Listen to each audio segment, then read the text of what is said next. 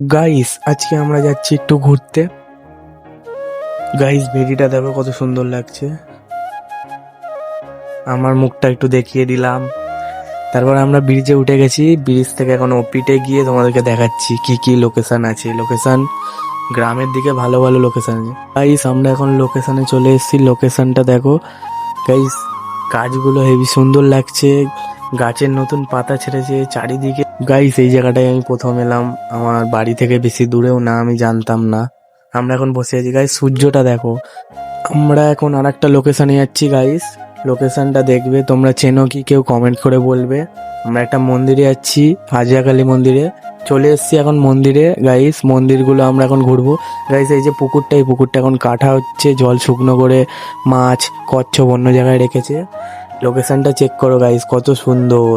এখানে আমরা বসে আড্ডা দিচ্ছিলাম এতক্ষণ ধরে। আর একটা মন্দিরে চলে এলাম, এটা জগন্নাথ ঠাকুরের মন্দির।